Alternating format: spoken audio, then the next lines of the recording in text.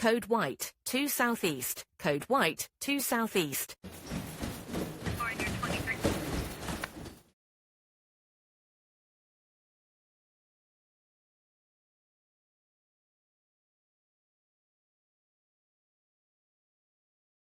What's crazy is one of the EMTs I'm still good friends with actually tried to get me to play for other team. He's like, have you ever thought about being gay? I was like, dude, no. Never. Never. That's, oh my God, that's hilarious. First few days were nuts because he kept trying to put people with me, and that's when I came to the realization. I was like, I'm going to pretend to have OCD because I'm going to have everything lined up perfectly the way I want it to look, and the person's going to come in and look at my side of the room and go, and I don't want to be in this room because they are in here for not just for overdosing, but because they're OCD, and it's you touch anything of theirs, they're liable to go off on you. There's a country song from back in the day by Randy Travis, or one of those country singers. You find out who your friends are, and I'm sitting there, and I'm like, oh yeah, this song is so factual in the psych ward system because you sit there and you listen to it in your mind, and that's the first song that plays in your mind as a patient, as you find out who your friends are, and you're like, wait, why am I hearing this song? And by the way, yes, it's true. Crying for you right now. She's like, I'm so happy for you. I didn't know you had a partner, and fiance's literally makes my heart so happy for you. I'm bawling like a baby. Love that. Us instead of us against the world, it's us against the ward. I love that. Okay, that is that. You've given me a couple new sayings now that I absolutely love. Another thing I would say is when you go into the groups, don't go in with the closed mouth mindset most of us go in with, because closed mouth doesn't get fed, as my mom and dad used to say when I was a kid. It's just closed mouth, open mouth. When you tell them your story is when you're going to find the ones that actually care, because some of them do come and sit in the groups and bring notebooks and paper and write down stuff, or some of them might have the therapist or whatever it is these days come up to them afterwards and say, you need to talk to this one because I know you're one of the good employees, and here's the notes that we have over what we discussed in group. That's awesome. I love the saying you said, though. That's going to be a new saying of mine now. I love that. We can't work this out because I did what I needed to do to get help. You can't figure out how to get help, and now you're with somebody else, you're running around, you're doing this, you're doing that, and we finally wound up divorcing. It's like, okay, this is what needed to happen because it's not good for my mental health for me to stay with you. And that takes a lot too, to realize that as a person that you need to get out, that you are actually in a toxic relationship, and that it's time, you know? Hi everyone, welcome back to Grippy Sock Talk. Jen and I today have a special guest, and his name is Rick. How's everybody doing today? My name is Rick Plunkett. I have my own podcast, and I met these guys through a podcasting group that we're all a part of, and got invited to come on the show, and I absolutely love what they stand for, so I'm here to help with it. My Evangelism Edge podcast is also on YouTube. It's once a month, and you can look it up, Evangelism Edge Podcast. Awesome. And I will hyperlink everywhere where his video is, so it's Evangelism Edge Podcast, and you're pretty much on every platform. Well, just YouTube right now, and it's mainly video. Your video. Okay, perfect. I'll hyperlink your video. And this is going to be an episode of Healing Out Loud. So Rick also had some time in the psychiatric ward, just like I have. And we just want people to be able to tell their story. What led you to being admitted to a psych ward, and what was going on in your life at the time? Wow, that is a hard-hitting, straightforward, healing out loud type question, and I love it because really what was going on was I was with my ex-wife, who I'm not mentioning, none of that, but we got into it because she ran around, cheated on me with other men. I got to the point in life where I thought I was nothing, I didn't amount to anything, so I tried to overdose on Klonopin and got forced. And because I was found, EMTs were called, and it was actually EMTs that I knew living where I lived. And they loaded me on the ambulance. They said, dude, what are you doing? I said, I don't want to be in this world. Why would I be in this world with somebody that messes around on me? And what's crazy is one of the EMTs I'm still good friends with actually tried to get me to play for other team. He's like, "Have you ever thought about being gay?" I was like, "Dude, no, never, never."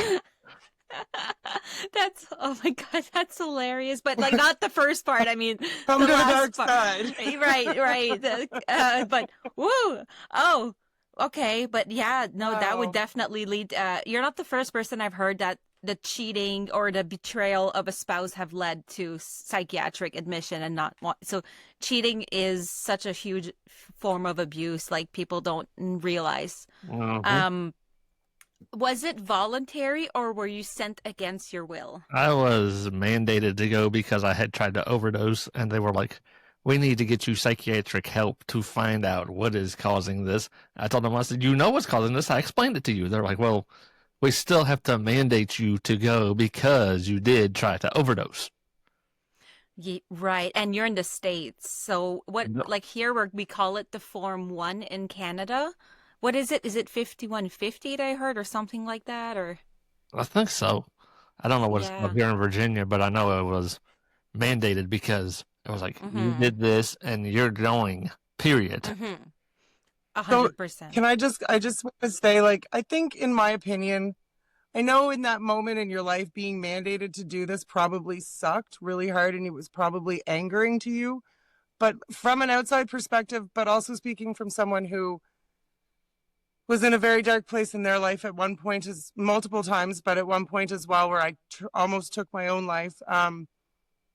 It's refreshing to know that these people wanted to help you. Yeah, Mm-hmm. definitely Like, was. I know being mandated to do this stuff is hard, but at the same time, at least they were like, we need to figure this out for you. And that's kind of heartwarming Mm-hmm. coming, in my opinion. Oh, it definitely worked Maybe for I'm me way off, because but that's just kind of my how dad I see it. actually died last, well, almost 3 Aprils ago around Easter, and he was one of the ones this was hardcore into. You're going because you need help, and we need to find out why you're reacting the way you react. Oh, that's amazing. Because a lot of like not my parents, but a lot of parents uh don't understand, like the older generation. Some of them don't want to talk about mental health, right? Um, but that's great that he was there for you. So what do you remember Yeah. about your first few hours or days inside? First few days were nuts because he kept trying to put people with me, and that's when I came to the realization I was like, I'm gonna pretend to have OCD because I'm gonna have everything lined up perfectly the way I want it to look, and the person will come in and look at my side of the room and go, and I don't want to be in this room because they are in here for not just for overdosing, but because they're OCD, and it's you touch anything of theirs, they're liable to go off on you. And some of the nurses figured it out, and they were like, "You're one of the smartest dudes we have in here." I'm like, "Well, Yeah. the thing is, you have to figure out your background and how to get rid of people that you don't want around you." And then a lot of I them mean, were you like, got to play their game, right? "Yep." A lot of them were like, Mhm. well, we need you to go to counseling. We need you to go to these classes." I'm like, "I'll go sit in the classes, but I ain't speaking." Right. And I They did mean, this, you yeah. can't force it. Well, they can, but you're not forced to speak, so That's what I mean. Yeah, they can't force you to speak. They can force you to go, but they can't force you to talk. exactly.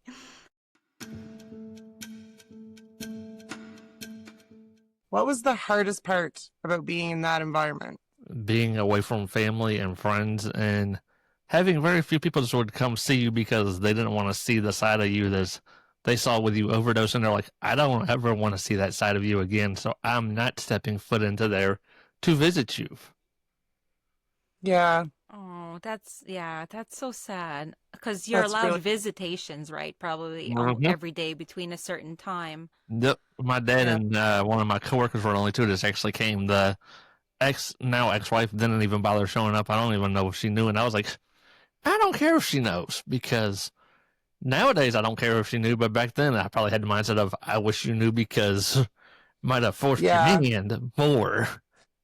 right, hmm right. I totally get that. And like I said, this is like you're the third guy that I hear the exact same thing happening. It's very saddening. Yeah.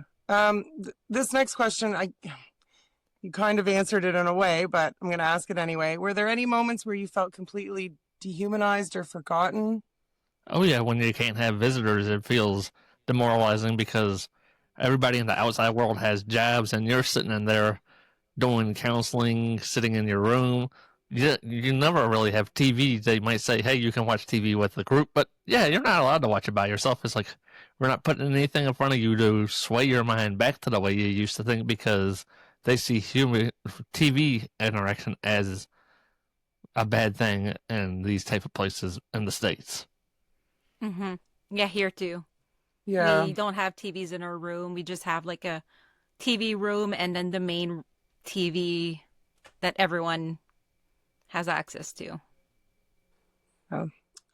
So what kind of people did you meet while you were there? Was it some sort of community or like No, was it it just turned into chaos? a big community because a lot of people have similar stories. Like it's like, why were you in here? I tried to overdose. Why were you in here?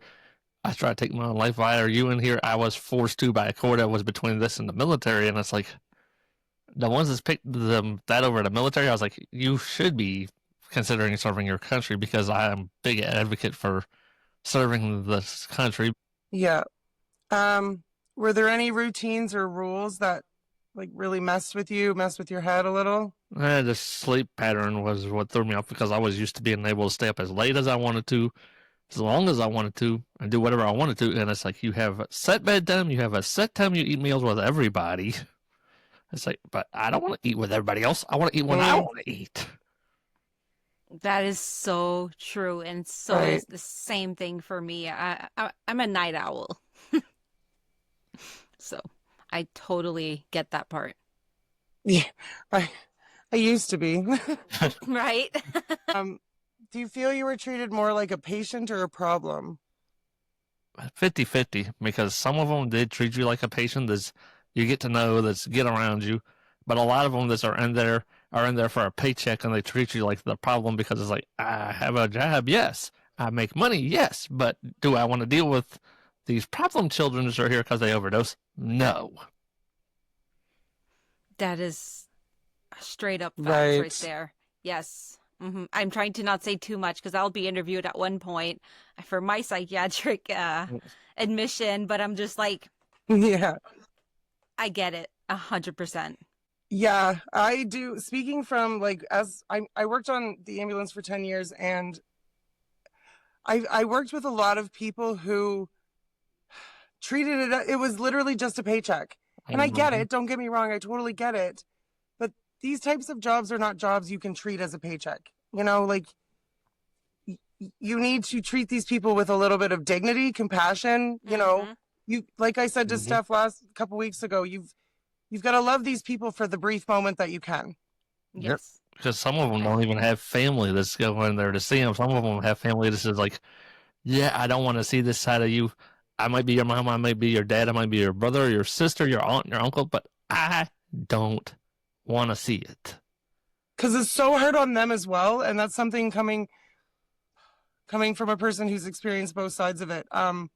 It's hard for the family members, especially the family members who don't understand it. Yes. You know, the mental health aspect, because you had mentioned like the older generations. My father was key. He never understood why people would try to do, you know, what they would do, try to take their lives and stuff like that until I sat him down and explained where I was at in my life in that moment. And then he understood. So it is hard. It's not easy. Very. What was the weirdest or most messed up thing you saw or experienced?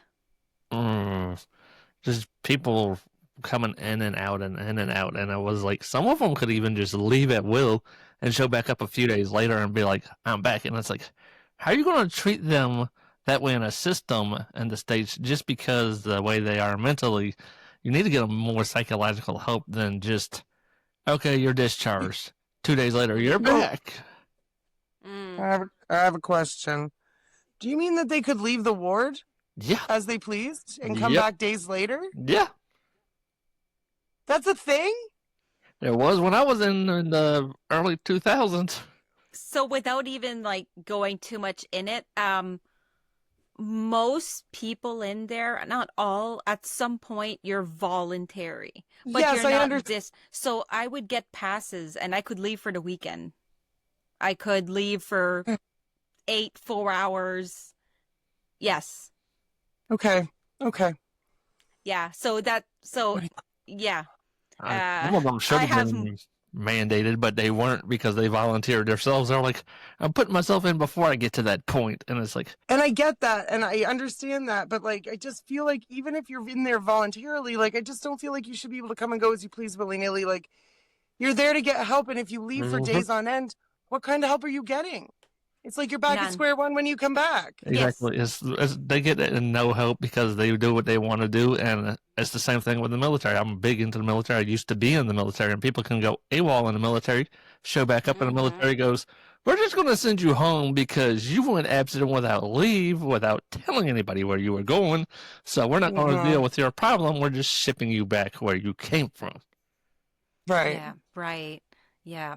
No, So it's don't deal with crazy. it, just sweep it under the rug. Exactly. Yes. And then especially for people who do drugs, well, if you leave the psych ward, you go get high and come back.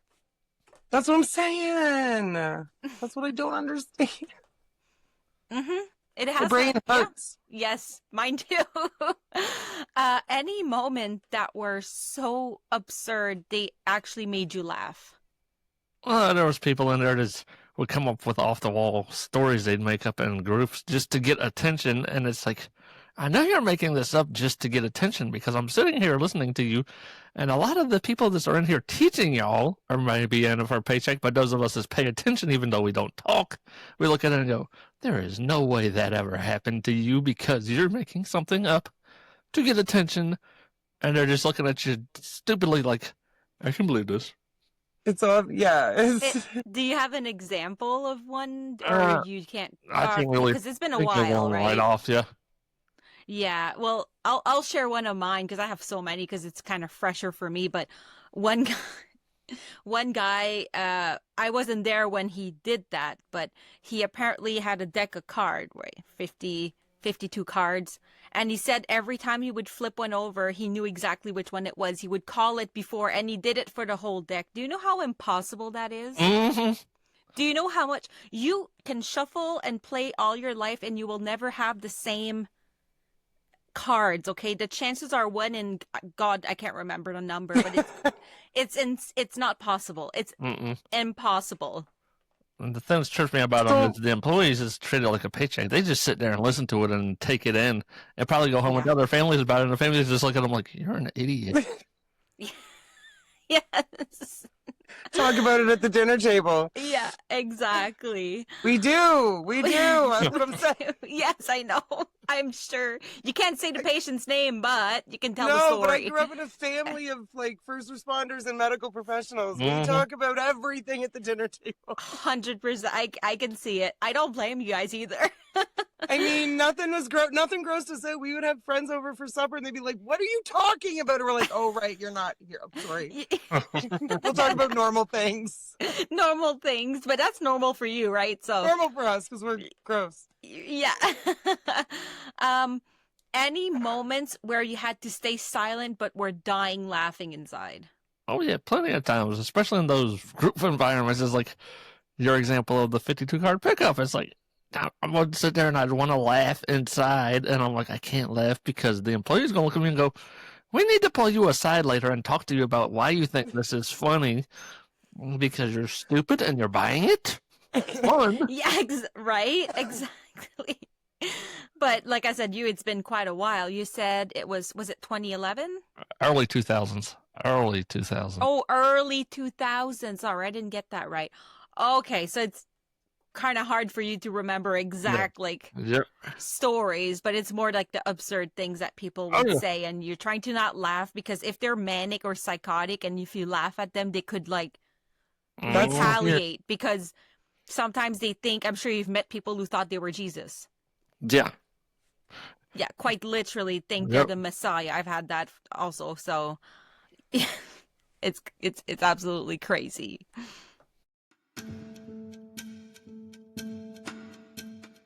How did you keep your mind from I guess, falling apart? Like, how did you keep from yourself going together? crazy. I thought of family and friends that were willing to come see me, just weren't willing to come see me. I'm like, shows who your true friends are, because there's a country song from back in the day by Randy Travis or one of those country singers. You find out who your friends are, and I'm sitting there and I'm like, oh yeah, this song is so factual in the psych ward system, because you sit there and you listen to it in your mind, and that's the first song that plays in your mind as a patient, as you find out who your friends are, and you're like, wait, why am I hearing this song?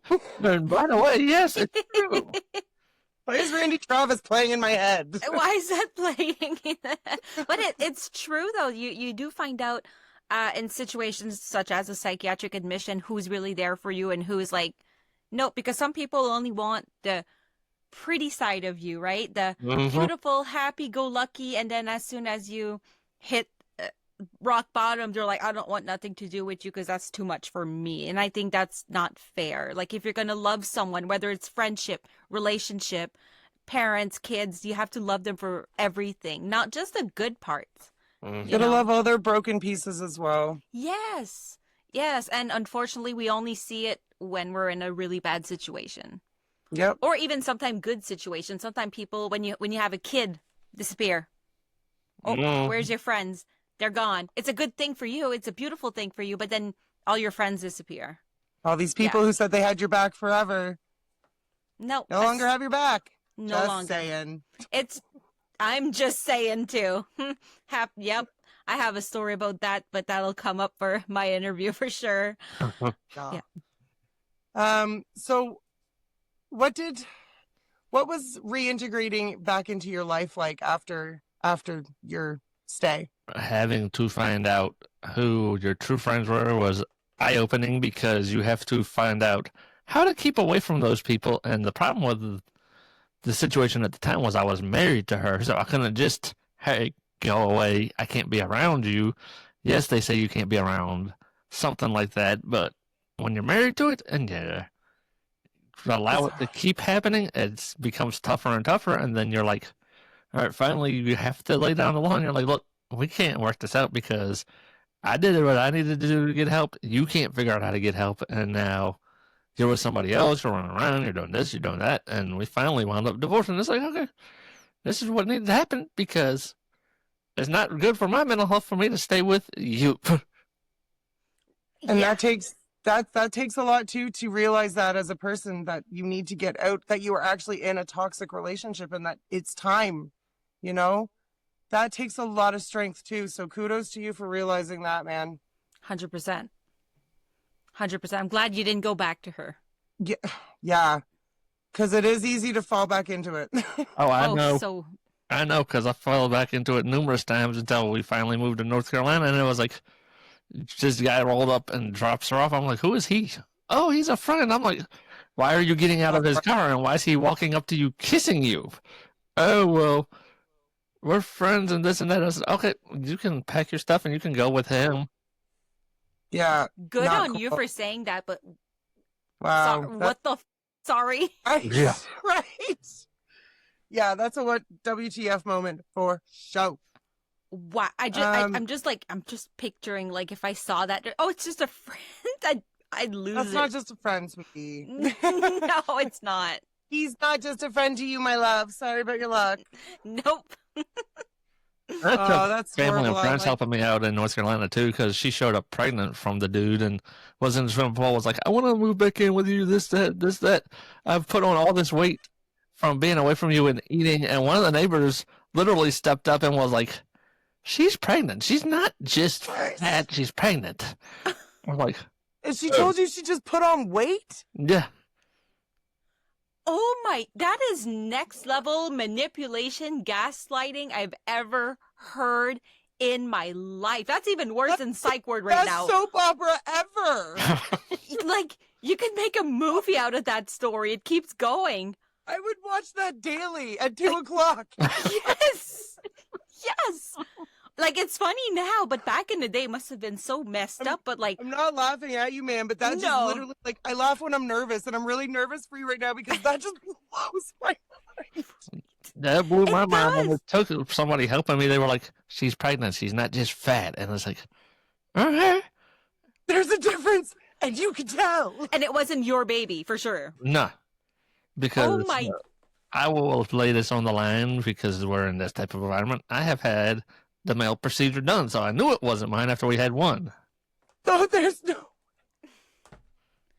And this this person tried to get back into your life and what was her game plan? Pretend like that was your Yeah, baby? how is she gonna pass guess that so. off as yours? But apparently now she's playing for the quote-unquote other team because she was talking about getting married to a female, and I'm like, I feel sorry for the girl you got with. I mean, I feel sorry for her as well, but I can't say I blame her. The other team's so much better. Yeah. Yes, Jen has a wife. I have a wife. No, that's But no. I don't. At least she can't get pregnant now. I mean, we've been trying for years. No, I'm just kidding. But I mean, like, you know, ooh, that's insane. That's insane. I've never heard such gaslighting, like trying to gaslight people. Like, what I'm just like, I'm trying to figure out her game plan, like telling you, oh, you got me pregnant, but then she's already 6 months pregnant. Like, would she not, did she think you're a fool or something? Like, Apparently. And I'm like, my dad would not have bought that for 1 second because my dad was one of my key factors in my life. I lived with him most of my life, even after him and my mom divorced. And he told me when we got together, he's like, she's bad news. I'm like, Daddy knows. Daddy knows. Daddy knows.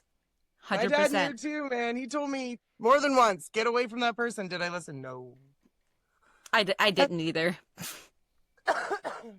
Okay. Wow. Wow.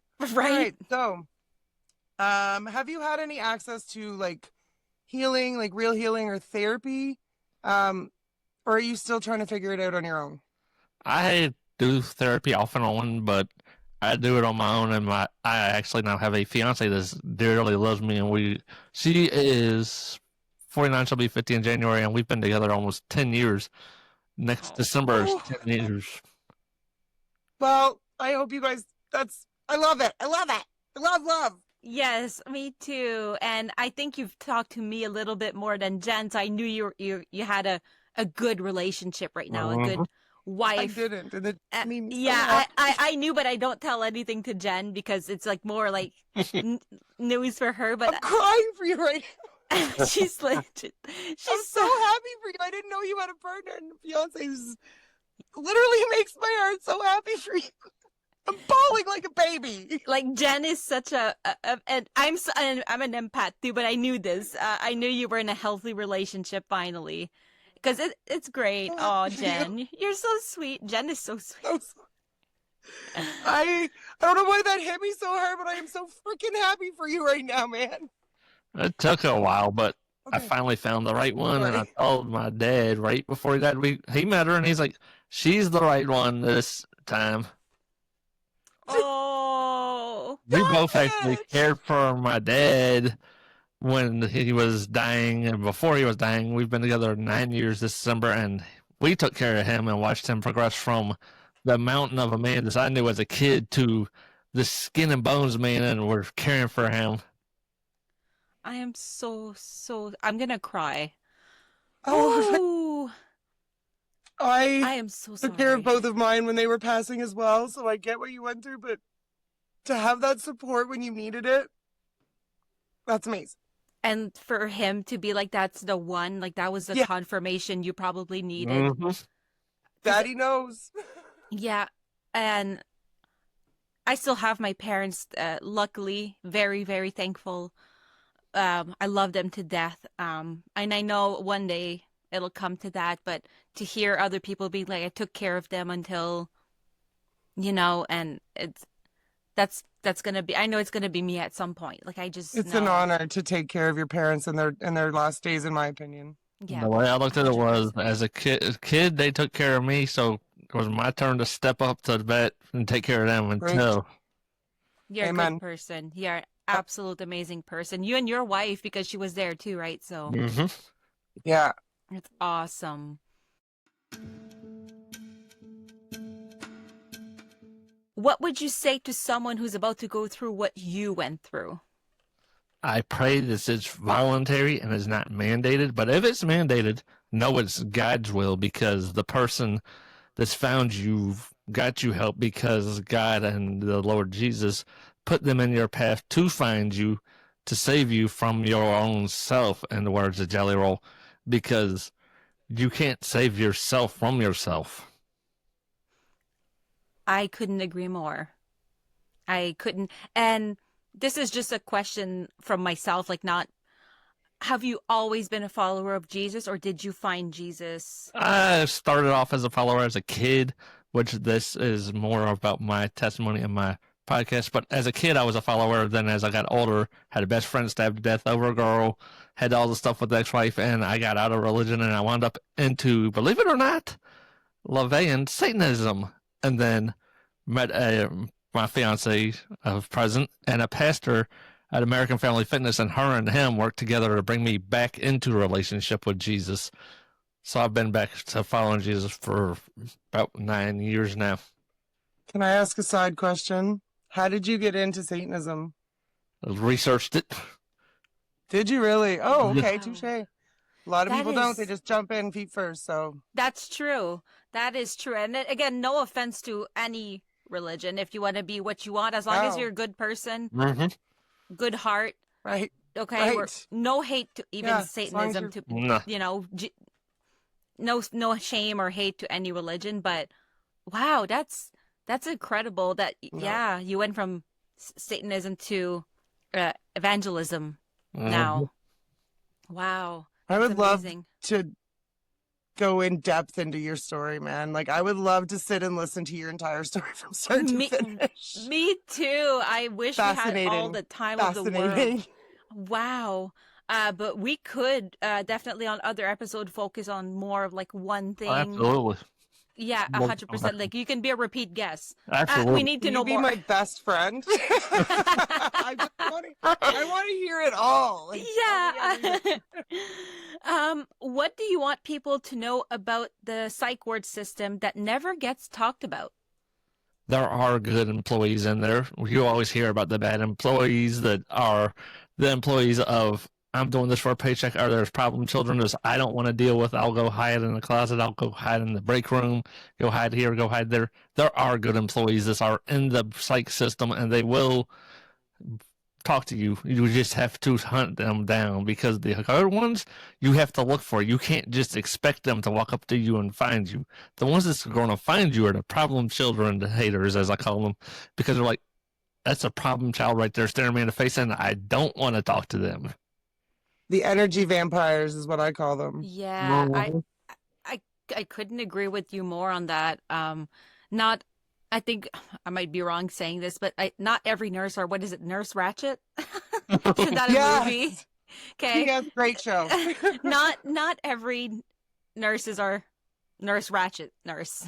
So true, though. It's so true. Not every person, like, there are too many of them that are out there strictly for the paycheck. Mhm. And it is a very, very crappy thing. Like you said, you do have to hunt out the ones that care, Yes. but they're there, and they do care. They actually care. They want to hear your story. They really want to help you.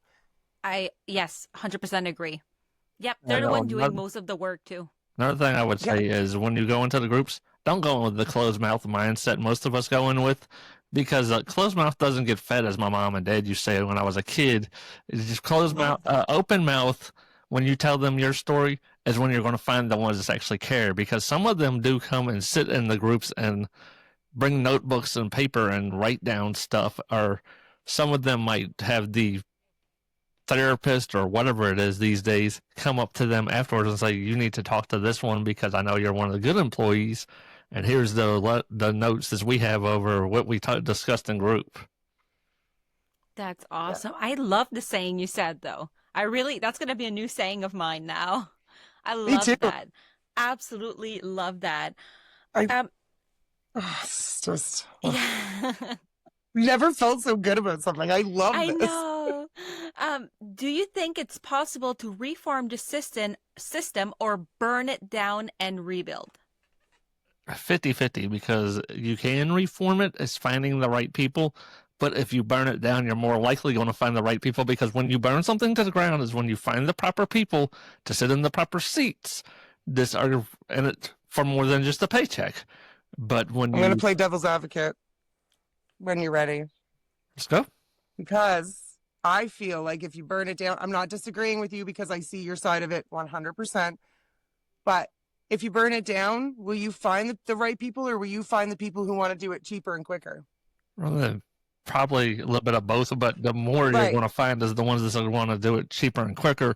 And you're going to find the shortcutters that's like, I'll use Nashville, Tennessee as an example because I used to live there, and there's a jail system. This is very old. And when they built that jail, they used the bare minimum materials to build that jail. Like, we don't care about the prisoners in the jail system. We're going to let it fall and cave in, and if something happens to them, as one less person, as we have to look at the face of it and go, why are you in jail?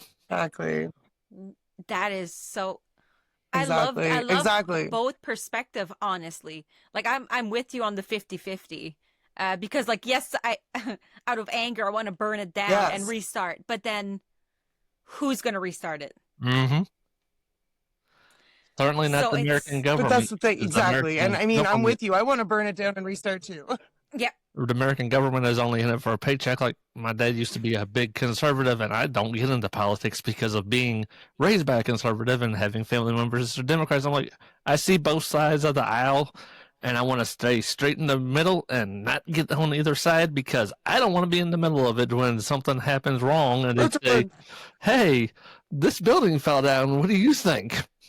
I wasn't Yeah, there. no. I didn't build it, so I can't tell you where the builders went Right. wrong. I think the building fell down and it sucks. Yeah.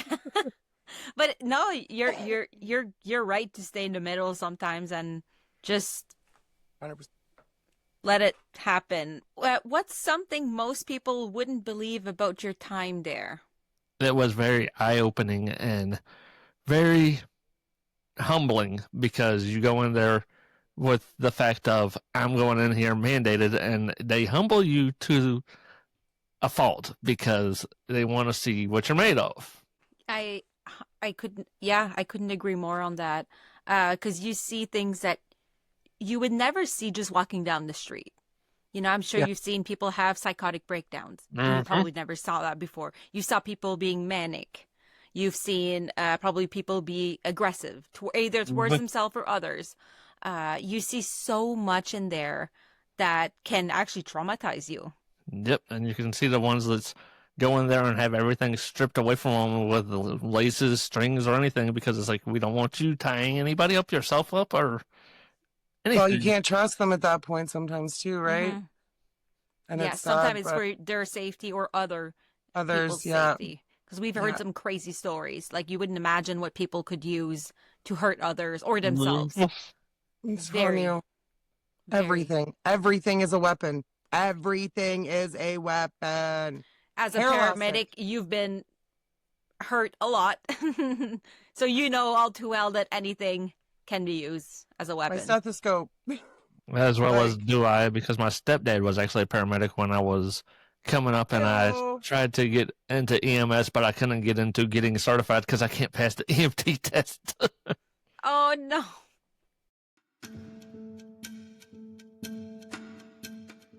What's one thing that helped you heal that you never expected it to? Family and friends, as I always say, because they know more about you than you realize when you go, before you go in, after you come out. And a lot of them, you sit there and you look at it, you're like, you ain't going to help me. And you don't know what's going to happen until you come out of it. Truth. I do. Truth. Yeah, I agree with that. The real ones, not the fake ones. Exactly. Yeah. Yeah. I'm a firm believer in quality over quantity. Mhm. Yes. Amen It took to me that. too long to come to that realization, but now that I'm there, I have less than a handful of people that I talk to on a daily basis ever Right. in life. So But as long as they're quality and good people, yeah, that's what's Yeah, if you're- important. yeah. If you show me you're a good person, you're in my life. You're in my circle forever, and I'll protect you with everything. Mhm. You give me one reason to dislike you, it's bye. Yep. I'm the same way now. Growing I'm up too just tired hard. to care anymore. it hardens us to grow up and experience life. Yeah. Yeah, and that's the worst part too with these things, like being a medic and being in a psych ward, or like being a first responder. You get jaded really quickly. And I try not to portray that to my kid and to other people, but it's so hard not to be jaded. Yep. I agree. But, Mm-hmm. anyway, sorry. So what's your favorite guilty pleasure that helps you decompress? My dog and my fiance, because my dog is my emotional support animal. Actually, we've got her certified to be that way. So it's that way. If we go out in public, and I am manic, so I know the manic world because I am a manic depressive and bipolar. So if I go out into too crowded of a place, the dog goes in there, and we're working on getting her back into the shape because we recently moved back in April.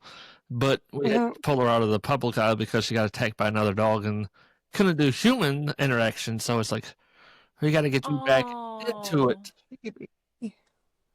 So what kind of dog is she? Sorry. Jack Russell Chihuahua. What's her name? Angel.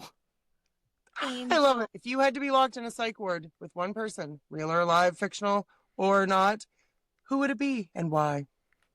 I'm going to say it this way, my wife, because we equal each other's crazy out, and it would be us against the ward. I love that. Us instead of us against the world, it's us against the ward. I love that. Okay, that is that. You've given me a couple new sayings now that I absolutely love. But that is so sweet. I know, right? Write this down and send them to me. I want them all. Right. I absolutely love that you would choose your wife. Because where you were at, was it mixed? Because some places like male only or female only.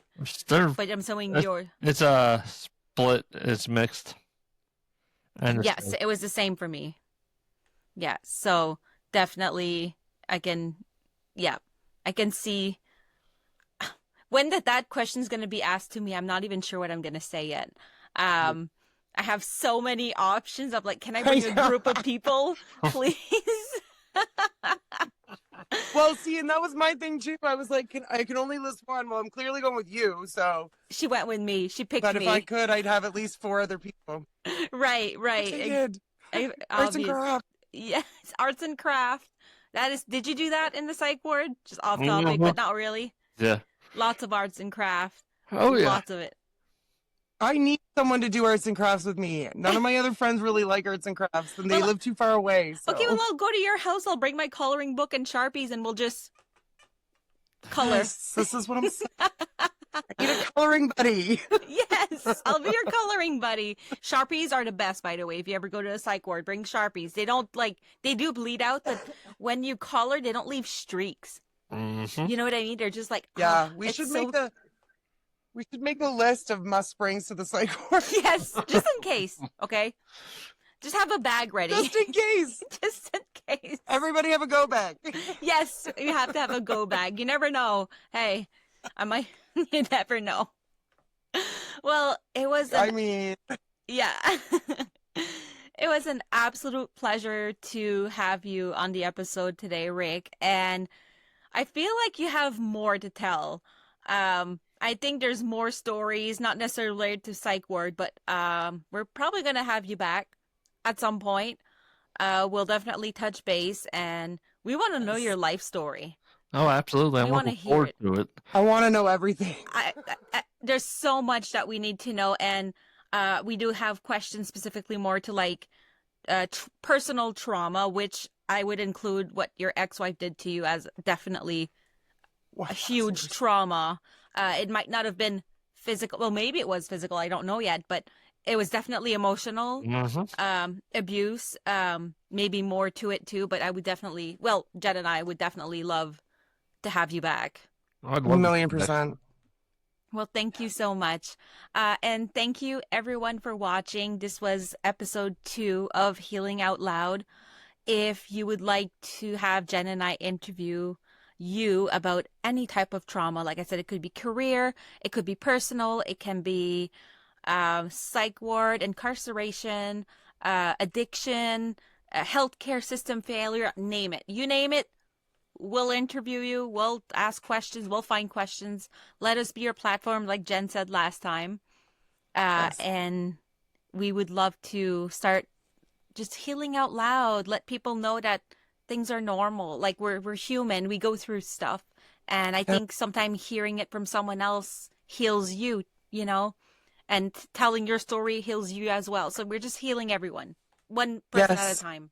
Thank you guys. Like, subscribe, do all the things, and I'll see you next week. Bye. Bye.